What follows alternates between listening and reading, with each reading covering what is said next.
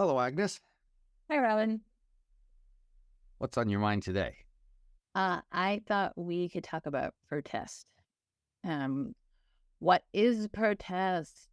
And I mean, I'm particularly interested in the the ways in which universities naturally become sites of protest.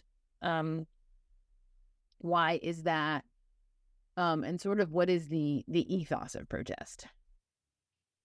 So one thing I read today that I thought was interesting was someone saying protest is essentially disruptive. This is someone who's on the side of, uh, uh, you know, protesters on my campus. So that this was not being put forward as a criticism of protest, that it's essentially disruptive. And so that was a question I had for myself.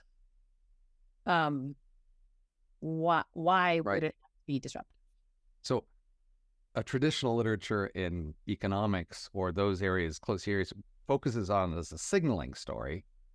That is, if you think of different kinds of political communication, um, if you just send a letter to the editor or vote in some, poll, it doesn't have as high a cost. And so a story is that protest is a way to show you're willing to take on a higher cost. You spend more time out in the street or travel to a place that would be awkward or yell a lot or something like that. And that does make some sense. But I think you're pointing out that, and many people have, that mere cost isn't enough to explain the particular forms of protest. They also apparently want to impose costs on other people, Right. which you might think is not very social. I mean, if you want to tell me your point of view, I might be willing to listen. But if you're going to go out of their way and bother me and cause me trouble, then I might not be so inclined to listen to your position. So, Right. So there's something adversarial about protest. That in some way the protesters expect that at least a large fraction of their audience doesn't want to accept their message, and doesn't want to hear their message, maybe. And that's sort of built into the act of protest. And now maybe it's just there's this element of there's the status quo, and the protesters are trying to um, you know, bring about a new status quo or something like that. And so that involves um, calling assumptions or norms of behavior or whatever into question. now, when you have a particular law you don't like and you go out and you break that law, I get how that would especially call attention to that law and perhaps people's willingness to enforce it in those cases. So I get why people might break laws in a disruptive way when they are challenging those particular laws. But a lot of these protests are breaking laws and causing disruptions, but the disruptions are causing aren't challenging the particular law against that disruption.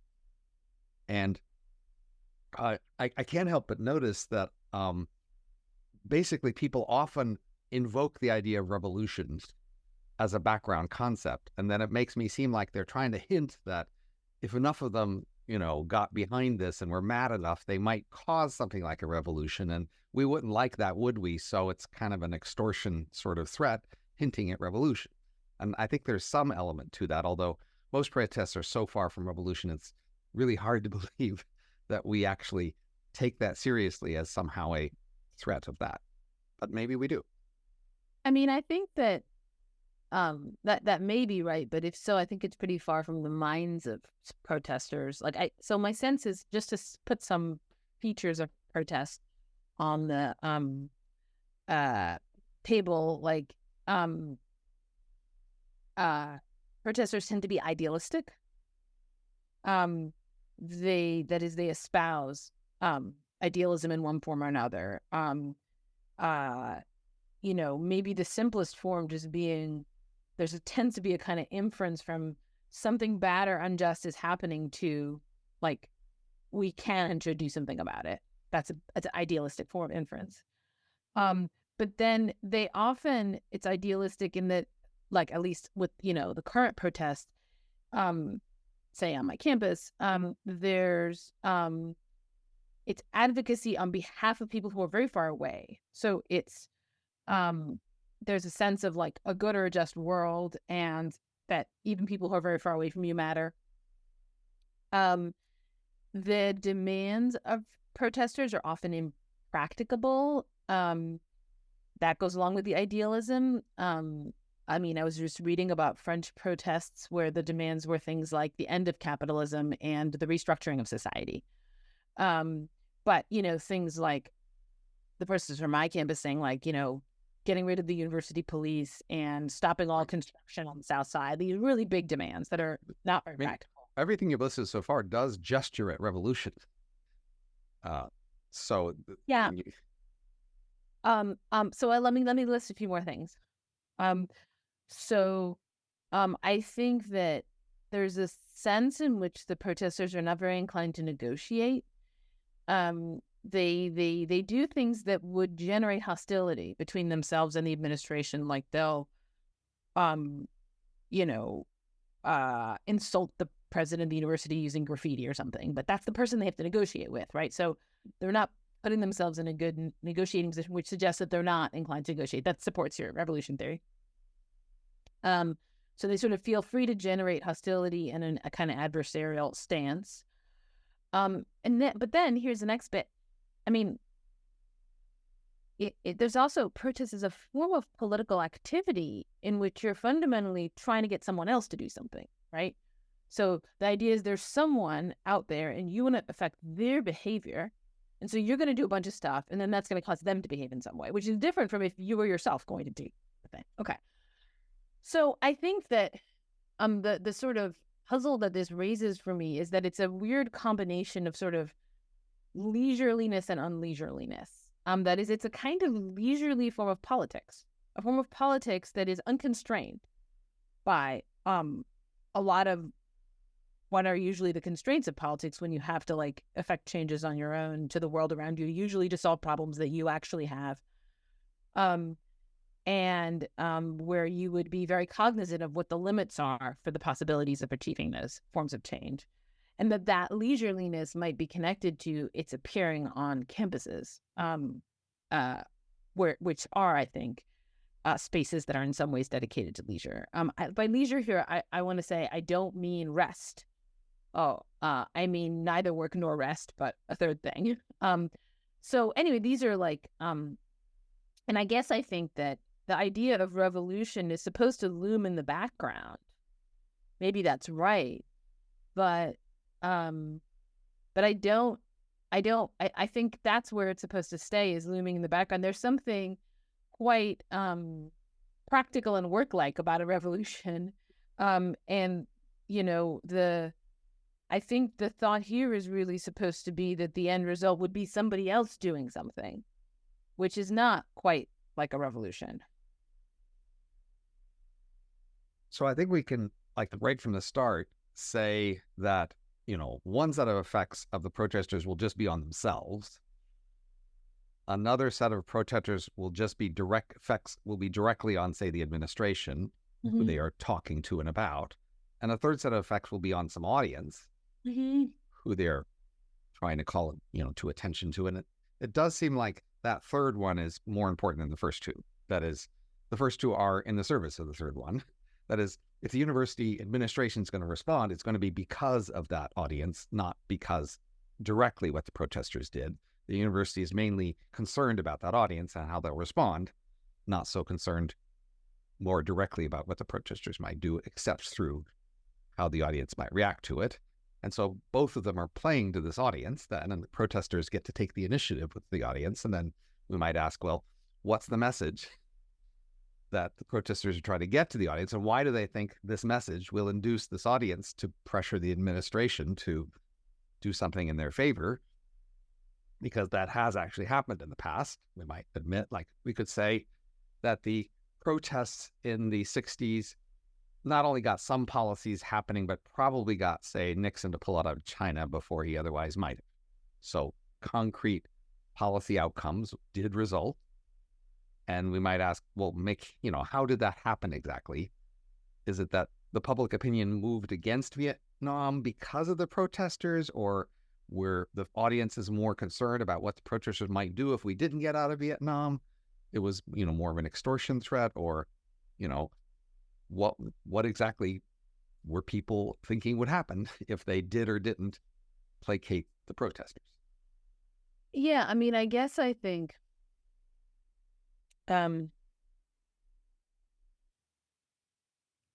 maybe a thing I feel I've missed in my list of properties of protest. Well, the thing I said at first, that they're idealistic, like that they really care about the issue that they're protesting about. It's really important to them. It's sort of more important to them than anything else.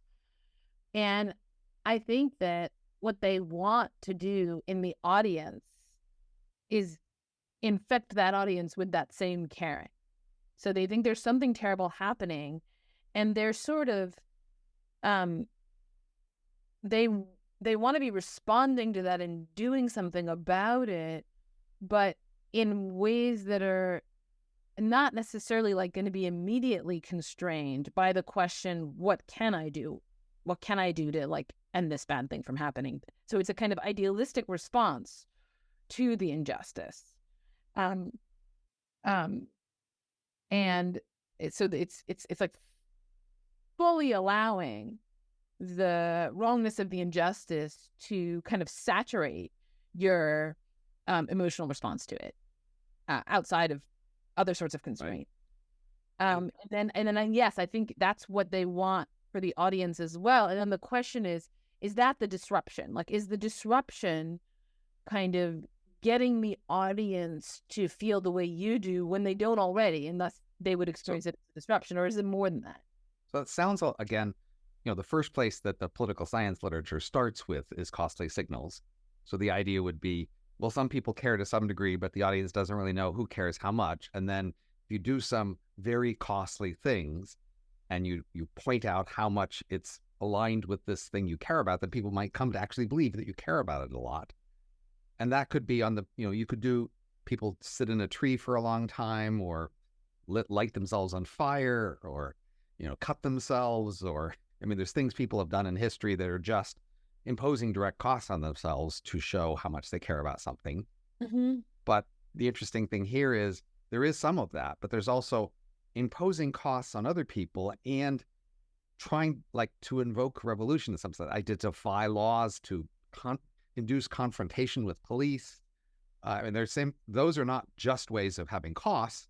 Those are ways of indicating the kind of feelings they have and the kind of attitude they have about this moral outrage they have. And it seems to be basically saying, we're so morally outraged, we're willing to break laws.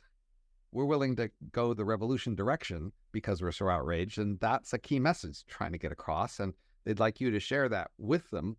But it's not just, I care a lot about this, which cutting yourself might do, or cutting off your hair.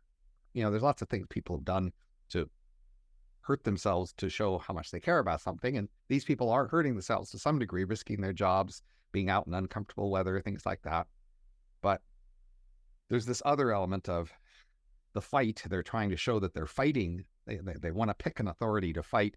And it needs to be an authority, not just anybody who objects to their position. So there is some sense in which they're highlighting, we would be willing to fight authorities for this. Right. So that gets at the element of hostility, and of this, like a battle between good and evil. Where the evil is represented by local authorities, like university authorities, who they've been fine with all the years before that. They didn't have that many complaints about university authorities as students. All of a sudden, university authorities only evil because of some indirect connection to some world event. Right. So there's some way in which the university becomes a proxy for whatever the bad thing is that's being fought, because the university is the authority. And right. That's the key thing. It's that idea that evil in the world is caused by authorities.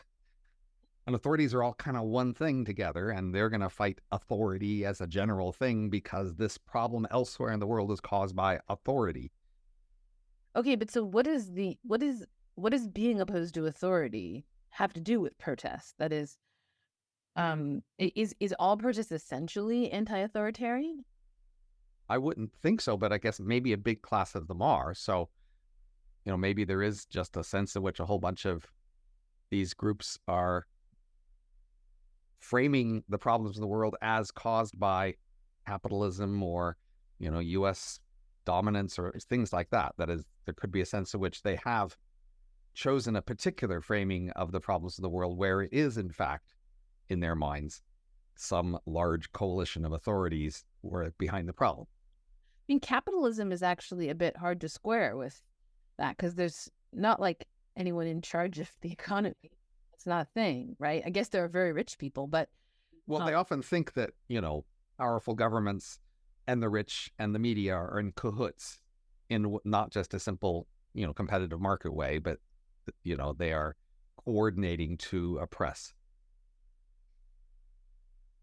I mean, certainly, Israel today, you might say Israel isn't just some country over there doing things. It's in cahoots with powerful Jews in the U.S. and the U.S. government supporting them, and powerful capitalist firms profiting from the war, and et cetera, right? Right. I mean, maybe the activity of protest. So, like, take when your kids are protesting something, right? So, you've told them, no dessert for you because you didn't finish your dinner. Which happens sometimes in my household, and they get very annoyed by it, and they in some way protest that. I guess the point there is they wouldn't employ the technique of protest, like storming off to their room or getting angry at you about it or whatever. They wouldn't employ those techniques as opposed to other ones if they thought that it was available to them to just directly get dessert, right? So they think it's up to you whether they get the dessert, which is largely true when it's your kids, right? And so maybe protest is already selecting for a feeling of powerlessness. That is a feeling like we're not the ones in charge. There's another group of people. And at some basic level, we're asking them for something. But there's a funny situation, which is that we think they're not going to give it to us. So we're asking them for something they don't want to give us. So we somehow have to make them give it to us. But still, we're angry that we even have to ask. We're angry that we're in the position that we're in. The way kids get angry that, you're in charge of whether or not they get dessert.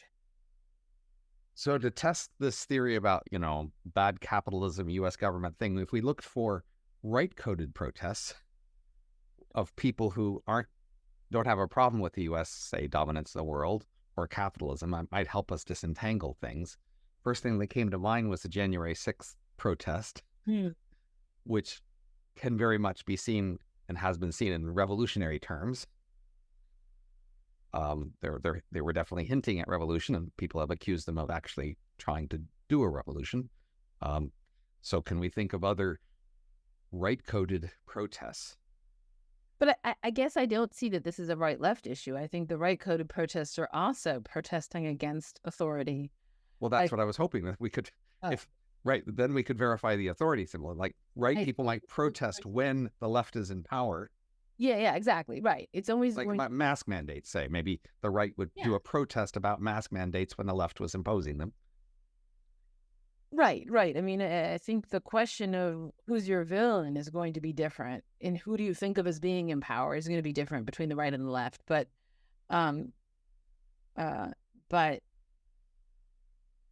right. Okay. So you just wanted to check that it's in fact true that. Well, so for example, at one time the right was concerned about, images of children or sex or something by Disney. And so they might go protest outside the Disney offices, but they wouldn't necessarily protest the government or something, right? But they're finding this authority to protest who's related to the problem. Right. Or like anti-abortion protesters. That's right.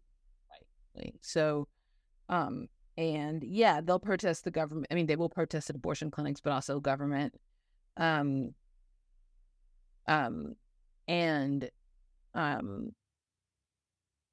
I mean,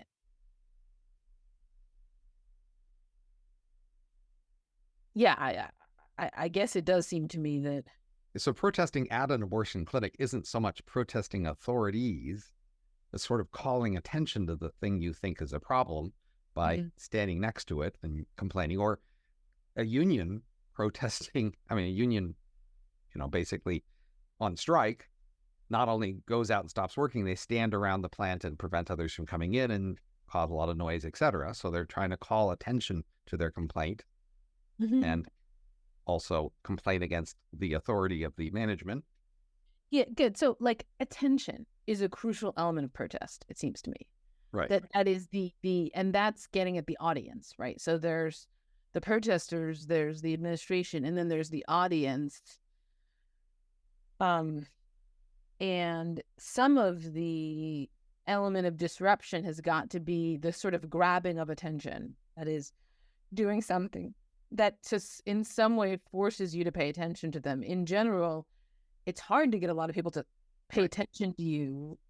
And a way to do that is to be disruptive. And it just seems to me clear, but you can challenge me if you want, that a core way to get attention in protests is to get close to or induce violence of some sort, some direct physical harm. You burn down a building, you smash a fence, you get people to hit you with, police to hit you with clubs, you stand next to people and yell at them in a way that might make them afraid you'd hit them. I mean, that's what makes the news, it seems to me, that cameras and the news love these images of people who seem to be close to violence or in some ways are suffering and induce violence. Yes, but I actually think just like the first method is just literally being loud. So like chanting. Right. It's hard to turn we don't have little flaps to close our ears, right? Right. But you don't have to bring the TV cameras next to people yelling loud if you don't want to. The question is, why would anybody want to watch them yelling loud? Right. So I guess there are different audiences, right? And there are like the people who just live nearby, who are nearby, are gonna have to pay attention if there's loud chanting. Right. So there's a question, what's going to get the TV cameras to film something? I think passionate expressions of emotion. Right. People like to look at those. And maybe that's already intimation of violence. There's just blocking traffic. I mean, in San Francisco, they block bridges or things like that. Just preventing other people from doing their usual things will get attention. Right. So I guess I think the category is disruption, the disruption of ordinary life. And violence is maybe the most extreme form of disruption. But I think that there's an attempt to, stay at the other end of the disruption spectrum. The part where you stop traffic maybe, or you stop people from getting into a building. So that there's this idea that a certain amount of disruption is permissible. And then it's hard to draw the line, how much disruption is permissible. But, once you get to violence, you're going to get to the impermissible end. So there's the cost that the protesters themselves suffer, and then there's the cost they impose on other people, and then there's maybe the cost they impose on the authorities that they are trying to directly oppose, like occupying their office or something. That's just different than disrupting traffic or something. You're trying specifically to disrupt people you are challenging, so that would be sort of more on brand. But it seems like people don't just want to impose costs on others. They would like the authorities to impose costs on them. They'd like to induce, they don't want to just impose costs on themselves or costs on the audience themselves. They would like to induce the authorities to impose costs on them as ideally violent, because that's the most dramatic news, is where they are the sufferers of the violence induced, that's caused by these authorities they dislike. And that's the way to make them seem, the victims of this moral outrage. And then they stand for these other people far away in the world who are also being, hurt by, they say. And that's the connection that's the most symbolic for them, is those people far away are world of suffering, and they are right now suffering at the hands of the same authorities who are causing violence to both. Right. So maybe, maybe that's, right. Certainly that seems sometimes to be true. I think that. But it's rare. We'd have to, this story has to come up against the fact that this doesn't actually happen that often, but. like, I think that um, um, the self-understanding of the protesters on my campus is not that they were trying to induce or taunt um, the violent activities of the police. And I don't just mean what they say. I mean, they don't think of it that way. Um, uh, so there's this question. But they did. If you set up a camp and you insist on keeping it there until the police drag your camp away, you know that that's going to happen. I mean, you are directly setting up that later event. Well, so this gets to the idealism issue, which I think is in a way the really interesting part of protests. Like, people who can make demands that are as impracticable as the ones that many protesters make, I think they're just very capable of setting up the camp and viewing it all idealistically. So I'm really interested in that idealistic mindset, because I think that, so part of where, I'm coming at this from is like, I don't feel very sure about the free speech defense of protest. That is, I think free speech entails some right to protest, but I'm not sure how far that right goes, given that it's going to interfere with other intellectual activities, say, on campus. But it seems to me that there's something else about protest on campus and why we might think we ought to protect it, besides free speech, which is that the fundamental spirit or attitude from which protest springs is a kind of idealism that we're actually trying to foster. And again, we're not going to support every manifestation of it, but actually I think it's pretty important that we not always interpret it in the most cynical ways possible, right? As like, oh, they're just trying to provoke, a violent reaction so that they can portray themselves as victims. So that's not totally wrong, but I think like it's important that that's really not how they see it. And they see what they're doing as very meaningful. Like, it's very, people report these as some of the, like, my, I've been just reading reports like, my life began when, we set up the barricades. This is from the 60s, not now. So these are, it somehow seems to me to be a very fundamental and profound expression of idealism, one that's a bit alien to me personally. So it's a little hard for me to wrap my head around it. But it may well be that very fundamental and profound expressions of idealism are going to involve engaging in behaviors where, in some sense, the predictable responses to those behaviors are not going to be predicted by. I mean, I think you're definitely right that there is an element of idealism here, and even of the sacred, because, I mean, one of the most dramatic facts about, say, the last 50 years or 70 years is that there was this burst of protests in the 60s, which at the time hurt the left politically, and you got getting Nixon elected or things like that. But then over the subsequent decades, people have worked somewhat successfully to tell dramatic hero stories of protesters of the 60s, including civil rights protests and anti-war protests, and have made those some of the most iconic hero stories that we have in the last half century.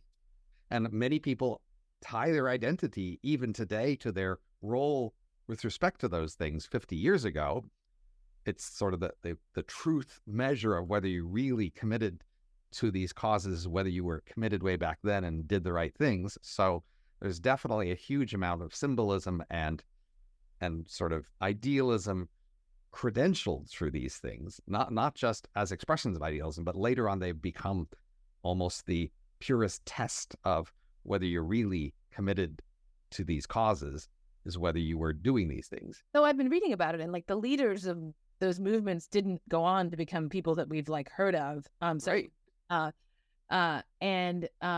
the leaders we do have want to point out their connections to these origins. Right. But the other thing is, you would think that if protest had been so glorified, then there'd be like lots of it. And in fact, I mean, recently there has been, but actually there was just this long period, from like, like during my time as a faculty member, this has not been an issue, or as a student, that, there's not been much by way of protest. So for something that is so glorious and well respected, it hasn't actually been happening very much. There was like an era of it, and then even though we glorify that era, we're not engaging in it, which is a bit odd. It's almost like, and Berkeley, I don't know if you know this, on the Berkeley campus, there's a cafe. It opened while I was there as a grad student called the Free Speech Movement Cafe. And it's got these like pictures of Maria Savio and, blockade, all these things that the administration at the time was incensed about. They're now they've made a cafe as a monument to this. There was also the divestment protests from the 80s, I guess, was not just the 60s. But that's still slightly before my time, yes. Okay. I started school in the 90s, so. Right. So still, it's not as though we've kind of had a continuous tradition. Although it occurs to me like there is this striking analogy with the horrors of war and the idealism stories that we get from war. I mean, many of our grandest idealism stories are also of soldiers in war, even though war is horrible and we'd like to prevent it. And so, there is this question how much we should accept these connections between where our idealistic stories happen and the events they happen near, and whether we want to encourage those or not. Right. I mean, I guess I think there's just a lot of stories of people who say, yeah, I thought war was great, but then I went to war and it was horrible. Like lots and lots of those stories. That's the dominant story. Right. And you don't hear that from protesters. But you hear it about the people around the protesters, the people they were, who had to suffer the disruption that they caused. Right. That may be, but the point is that the idealism, I think, doesn't really get reversed in the way that it does with war. Like the people who are against it from the start.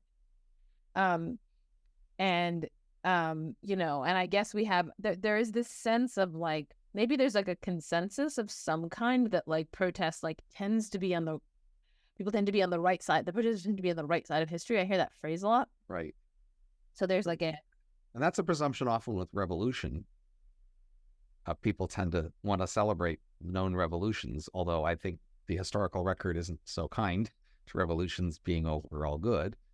But yes, then that's part of why protesters want to evoke the concept of revolution, is because of that perception of that they are on average good. Right. But so maybe it's supposed to be somehow a nonviolent revolution, a nonviolent war. Except they're hinting at violence and often. Yeah, but maybe hinting at violence is part of how you do the nonviolent war. And the fact that you're hinting at it may be something you don't have to notice if you're in a very idealistic frame of mind.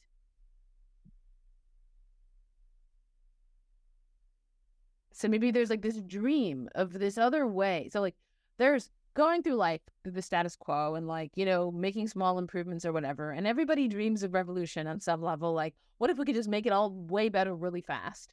Problem is that tends to go super bad and involve tons of violence and then end up worse than we started. But then there's this idea, but what if we could do that, but without any of the really bad parts? That is just by, in some sense, the fact that people have an idea of it's being much better. Like, they're like, I can imagine this much better world. Why isn't that enough? So our world is full of people doing positive things that they want to frame as idealistic and helping the world be better. People make art projects, people have discussion groups, they do Unitarian churches, they make gardens, they have parades. There's all these things people do in an idealistic spirit with an idealistic cause in the name of our best ideals and coming together and getting stuff done. And there's a sense in which it just doesn't grab people as much as going next to and hinting at violence, even if you don't cross the line. Maybe this is a sad fact that all those other things just don't feel as compelling as protest. I think that it's not because they're hinting at violence. It's because protest is specifically an idealistic response to injustice. So most of those garden fairs and whatever are not. And it's a response to injustice that involves directly challenging authority, right? So, well, no, the question is, maybe we could start with this.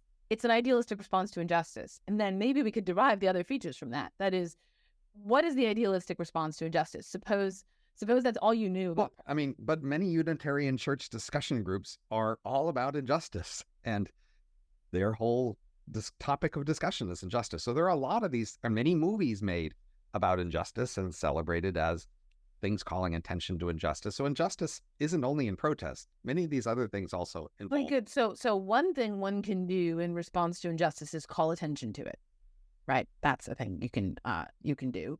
But calling attention to injustice seems to me to be not the full-blown idealistic response to injustice, because we want to get rid of the injustice. Calling attention, Right. good So enough. then I would say protest moves toward fighting the injustice. I think people use that word in protest, but fighting means you have to actually engage an opponent. So you pick a villain, you engage them to some degree, and you actually have a little bit of a tough with them. There's some contact where sparks or dirt or something happens. Like, it's not just calling them the villains, right? Because many of these other forums, calling attention to the injustice, you will point out the villain, name them, but still the protest goes farther than naming them. You're fighting them. And I think the fighting is reified in the actual conflict, the physical conflict.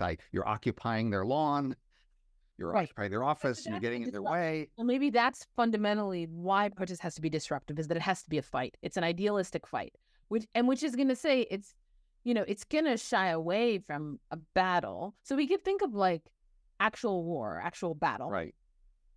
And then we could think of like two things that are sort of versions of it. Like sports is a version of a battle. It's like a mock battle and stuff. Some sports anyway Right. are Yep. mock battle. Like football looks to me like mock battle. And then protest is also a mock battle, but in a different way. And I think that, I mean, there's a third kind of battle, which is just, say, voting. So in a democracy, people often want to fight injustice by recruiting voters to vote in an election sort of on one side. And that, in some sense, is more directly causal to kick out the bad guys connected with the injustice and put in better people. But somehow that's also not as satisfying as the protest, because it's not as physical a fight. right. I don't think it's because it's not so physical. I think, or maybe this is itself going to be explained by that, but I think it's just not as obviously a fight. Like, say you have a product that you're working on and your competitor has a product, right? And you want to beat them, and you want your product to sell more than theirs. That might motivate you in a way that just selling as much of your product as you can isn't going to motivate you. And you're especially going to be motivated by framings of the situation that make the battle element show up really clearly. Like if there's like a list of things where it shows your things rising and their things falling or whatever. But all of that's true in an election. It's not, you have the opponent and you have the rivalry and they trying to get more votes than them. I think that that's right. And that's why our attention is very much captured by elections, especially insofar as they can be visually framed as like who's beating who. I think we do care about elections. We are moved by them. There's tons of news coverage of them, and we're moved by them as battles. And so the question is just what other kinds of spaces of battle can be introduced so as to kind of harness our, how compelling we find battles to be. There's many movie scenes where in a room full of people, our hero will stand up and give a speech that is, fighting somebody else in the room. And then typically that other person will just sit there and stand quietly listening to the speech and sheepishly accept the, wisdom and glory of our hero. But that's kind of a fight. That is, it's set up as a fight in the sense that they are arguing.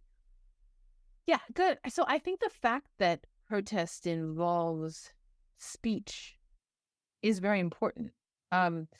Because I think that it sort of gestures at, once again, idealistically, at this idea, maybe the best ideas can win because they're the best ideas. Now, it's going to try to achieve that in a very distorted way, which is like often just rhetoric and bullying and whatever, right? Right. Necessarily by just presenting the best arguments as clearly as possible. But still, I think that the protesters wouldn't want to win by means of physical force. Like they might want to incite physical force against themselves. So they would not want to win by means of physical force. They want, in some sense, the ideas to triumph. So there's this idea that there's a battlefield, and the very idea of the right side of history, it's sort of like, our ideas are going to win because they're going to prove right. And so there's this very idealistic thought that the right ideas just have to be the ones that. So that's another element of idealism. So I've been thinking a lot about culture lately. So, basically one of the huge ways our culture changes is by people thinking they're in a fight to change culture and thinking that if their end wins the fight, that will be good for the world and that they are morally good people for pushing for that fight. And then they often talk about needing to call attention to their fight and maybe needing to make people take sides. Mm-hmm. So maybe just calling attention to your point of view doesn't really make people take sides, but a fight does. Like in some ways, if there's a fight, that's going to push neutral people to go one side or the other in a way that otherwise it doesn't. So for example, the Israeli-Hamas conflict has been a conflict for decades, but now that there's a fight, a lot more people feel like they need to take a side because they've seen a fight. And maybe that's just a way we react to fights, is more feeling that you can't sit on the sidelines and be neutral anymore. Right. Like you could imagine there's like a fight between two individuals, and there's a big crowd around them. And slowly the crowd is getting pulled into the fight. Right. More people are, and eventually it's like everyone's on one side or the other. So what are you doing? Not being on one of the two sides. Right. Whereas if they were just arguing there and not fighting, maybe you wouldn't feel like you needed to take a side in their conflict, or it would be less of a push. Like if it was a mild conflict, if there's, two sandwich shops next to each other competing, you might not think you need to take a side. But if they start yelling at each other outside the store, you might and then they start fighting. I mean, now, the more we up the magnitude of the fight, the more you might feel you need to take a side. I'm just thinking about this, and I'm not sure why. Like, I mean, maybe one thought is if you don't take a side, it's going to be assumed that you're on a side and you'll be attacked by the people on their side anyway, or something like that. Yeah. I'm actually not sure why you have to take a side, even if the fight is spreading through almost everybody. Well, maybe somehow, if you don't take a side, everyone's going to hate you. So, in effect, the only way to have any allies at all is to be on one of the two sides. If there is a fight. But, if there isn't a fight, people won't complain that you didn't take a side. It's just a potential conflict, or it's a very small-scale conflict. But if it becomes a big one, then we expect everybody to take a side in a big conflict, I think. Right. But, often, in order to have a conversation, this happens in our conversations, it didn't happen in this one, but is like you have to take a side. And in fact, it's not just that you have to take a side. You have to take a side against the one that the other person's taking. Otherwise, you're going to have a conversation, right? Right. I just keep agreeing with you all the time. We're not going to have a conversation. And so you might think conversation is even more constraining. That is, a conversational argument. Like Ben, my ex-husband, will often just I'll be making dinner or something. He's like, so where do you stand on free will? Or, right. And I'm supposed to take a side, Right. Are you a mind-body dualist or not? And whichever side I take, he's going to take the opposite side. And he's forcing me to take a side, in effect. I think in general, if there's a room full of 10 people and 2 people largely start to argue, yes, other people will be, if you're going to speak up, you should speak up on one side or the other of this debate. You shouldn't just make an independent third comment, right?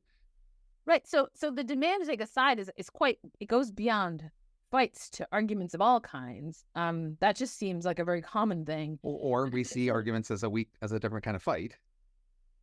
Sure. But it's sort of like, I guess once there is a fight, it's like there's the terms of the encounter have been set.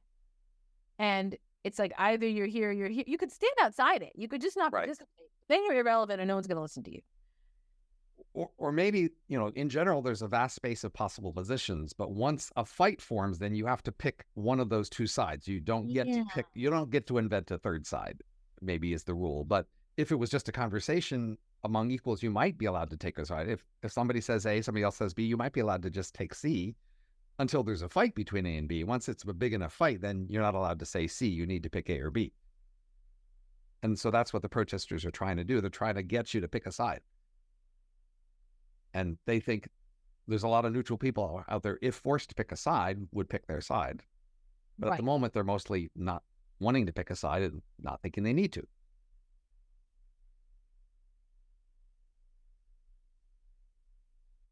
And what is the motivation of the authority that's being protested in this way, like the administration? That is, what do they want? They just want this all to go away, I guess.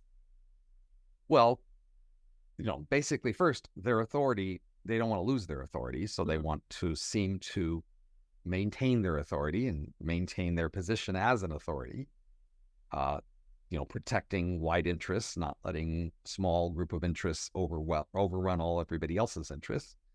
And, with respect to, say, a larger group of parents at a university, they want to seem to be the same sort of neutral, fair-minded people, weighing the different interests and keeping a neutral place where different people can discuss things together, etc. Right? And, but then they're also going to, if there are some people who don't like the protesters, which is what's happening now, they're going to exert pressure on the administration to do more. And they are responsible for, say, like some recent protests that prevented graduation ceremonies from happening. You might think the university, they thought they wanted to have a graduation ceremony. They thought that was a good thing to do. So you might think they would want to have those and try to do things to make them happen, because that's the sort of thing their students and parents, donors, et cetera, want to have happen, and it bonds people together. Right. So that just goes to they want this to go away because it's a disruption. They want to have disruptions. But they certainly don't want to lean into sort of the identity of, yeah, we're the people who invested in the terrible people in the world that you are opposing, right? They don't want to embrace that, because that's what the protesters are trying to create, that identity. Their authority is doing bad things. You're an authority. You're the same authority as them. You're supporting them. That's why you're bad. And they clearly don't want to just accept that, typically, at least. Right. So let's say the protesters are idealists in some way, and the administration is not going to be idealist in those same ways, but they also don't want to be cast in the role of the villain. So they can't just kind of come over to the protesters and be like, okay, you have a good vision of the world, let's do your thing. Because they don't share the idealism. They don't simply think we can make the world a better place by making these 8 changes, right? Well, as you say, typically they choose very hard to satisfy demands, to prevent the administration from giving in easily. So I think that's a cynical reading, which is similar to the cynical reading of they're trying to instigate violence against themselves. And I'm not saying it's entirely incorrect. It may be correct about many people, but I am inclined to think that it's the better, a kind of deeper explanation is something like idealism. So that they're choosing very idealistic demands, not because they think precisely those demands will be rejected, but because they're not choosing demands by first checking whether or not they're going to be accepted. They're just choosing what they think is good. Forget about what will be accepted or not. So why is infeasibility idealistic? It isn't. So I think that what you would predict would be that many of the demands would be infeasible, and maybe some of them would be feasible. Seems just sloppiness or, poor thought, inconsiderate predicts infeasible, but idealistic doesn't predict thoughtless or sloppy per se. So if you imagine what it is to say to someone like dream big, that's to say, what if there were no constraints? So I think that they are not thinking so much with constraints in mind. But then if the administration simply pointed out the infeasibility, they would go, oh, then change their mind. But clearly that's not how it happens. Well, Right? if they're committed to their idealism, then they're committed to not thinking in terms of those constraints. That is, if the idealism is the deepest thing, if it's the thing that's pushing them and motivating them, and that was my thought, is that may also be a thing that we want to protect. Would be grounds for protecting protest. And that, like, in effect, it's very, very easy to come up with cynical interpretations of protest on the part of people who are not idealistic and thus who have all these constraints in mind and who have all these predictions in mind about behavior, but it may just not actually be so accurate just in terms of the mindset. Like, I think protesters are inclined to employ a bad form of argument, which is they might do some bad thing, like occupying a university building or breaking something or whatever. And they'll be like, but that's a small thing in comparison to, these people dying in this other part of the world. So that form of argument says a bad thing isn't bad because there's a worse thing. And that's a bad form of argument. The bad thing is still bad, even if there's a worse thing, you might think. But I don't think it's like, oh, they're cynically employing this bad form of argument they realize to be a bad form of argument. It's that they're in a mindset where that doesn't seem like a bad form of argument to them. I think we're on an issue that we've touched on many times before. I might say that something in the history of this sort of behavior has induced certain patterns of it that have certain consequences, and that those consequences have in the past selected for these behaviors, and that's why they're doing it. That's a way of explaining them. You might say, well, certain kinds of protests happen because they worked in the past, and so people copy things that work. That doesn't mean they have to know exactly why they work or have a cynical attitude toward it, but it could still be that they're doing the things that work and that we can understand why they're doing things because once upon a time those things worked. So, they might at some point know that protester groups in the past that asked for small, reasonable demands weren't as famous, didn't get stories told about them as much, and that they are copying the stories of the events that were the most famous, and those are the ones that worked in a certain sense, and that can be an alternative to a cynical story. It's not attributing bad motives to them and saying they're acting consciously on those bad motives. It's saying that there's a structure here that will select for success in some cases and not for others, and that these people definitely have a history of celebrating past cases which were the most successful in their minds and trying to model what they do on those.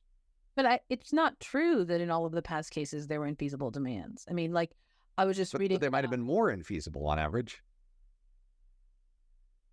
I mean, I guess I just think sometimes they were infeasible, sometimes they were feasible.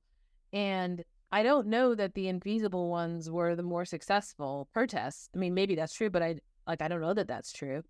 I think, and in fact, like, I think these protesters are actually remarkably they're staying further away from violence than, like, at least what I read of a lot of the protests in the 60s. I haven't been reading about the ones in the 80s, so I just don't know what those were like. But they might be willing to do some things that could cause violence against them, but they're not doing much by way of causing violence themselves. And I don't know how much they know about those. These people are young. They were definitely not around in the 60s.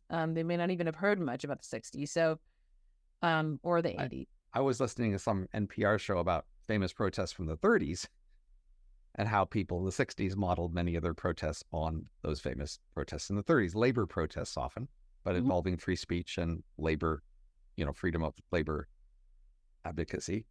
So right. Those would be like concrete demands, feasible demands, right? I mean, many of those demands were met. But often, large demands that they weren't willing to give, as opposed to small demands that they were. So typically when they made small demands, it happened and then didn't become a famous case. So the most famous cases were the ones where they made demands that weren't given, and then there was violence, and then, eventually they won, and those are the cases they most celebrate. Well, I mean, there's going to be a selection, right? Which is that there's going to be all these times when people make small feasible demands. They continue, like, people are making those demands. They're not avoiding those demands because those demands don't make you famous. They're making those demands and they're getting some of those demands met. But every once in a while they have bigger demands where they, and then that's where the other side is not inclined to give them what they want. But it may not be that they're selecting that in order to match these famous cases, but just that sometimes, like, because of the size of the demand, they're not getting what they want. And then maybe somebody in an idealistic frame of mind, which I'm saying is what's true of college students, that those people are going to lean in the direction of the sorts of demands that would call for a protest because they're not just going to immediately be met. So I'm especially interested here in understanding what it is that people will see as idealistic, and then maybe what it is that's seen as a credible sign of idealism.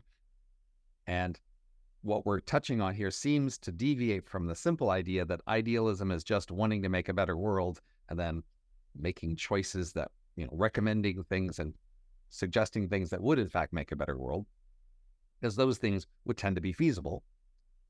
And then you would tend to be ready to negotiate. Like you said, these people are, typically making less feasible demands, and they're less setting themselves to be able to negotiate with them. And then you're giving them, in some sense, more credit for being idealistic because of these features. And therefore, there's some way in which the way we see idealism and the way we credit it is different than the most straightforward way to be effective. Right. So I think the fight against injustice is seen as being very idealistic, maybe especially if you lose. Like, that is, especially if you lose, if you experience very significant costs, like losing your life or something. So the fight against injustice is more idealized than the, like, working in small ways to make the world a bit more just. There's a sense of, like, taking it on directly. So as economists, we hear people advocating for changes to the economic system. And there are many changes you can advocate for that would be modest, feasible changes. And it seems like we can discuss those. And then there's always a group of people who want to advocate for really huge changes that seem quite infeasible and not very likely to be good, but they get great credit for their idealism, right, for fighting capitalism. They call it that, fighting the system, by making, I would call, crazy huge demands for changes that have just not been tested and that we don't necessarily have good reason to think would work. But there's a sense in which they would be very disruptive and they would be paying a very high cost to push for it. And we're giving them idealism credit for that. Yes, I think that's right. I think we do give people idealism credit for making those moves. I mean, maybe one of the most striking things about idealism is that it's very motivating. So, like, these protesters are very motivated. And improving things a little bit, like in a small way, is just not very motivating. Like, improving things a little bit for yourself maybe is, but for the world at large, a tiny improvement is not very motivating. It might even be motivated the person who's doing it, but it's like an audience or whatever. And so, our attention is captured by these by the idealism of the fight against injustice, irrespectively of whether that's in fact going to improve the world. There's all these ways in which in our ordinary life habits, we do almost everything through lots of small steps. Mm-hmm. So clearly we accept the idea. I mean, if you want to get from A to B, you typically get there through a sequence of small steps from A to B. You don't try to make big jumps, stand and do huge 4-foot jumps to see if you can get there. You know that even if you get 3 of them, the 4th one, you'll fall down and hurt yourself, right? We know in a lot of contexts, you get things done by lots of small improvements, right? And so then that's the background context for wondering why we make these exceptions in these other contexts. So in my household, like every once in a while, we'll say, one of the grown-ups will say, I want to celebrate something that like happened to one of the kids today, or they did this or whatever. Like this happened actually just last night.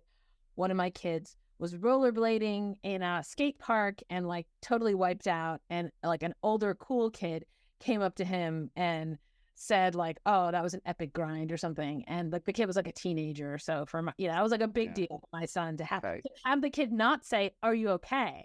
Right. Have the kid praise him, right? And then, so then like this was celebrated to the people who hadn't heard of it, right? As now my son has been rollerblading for a long time. He practices all the time.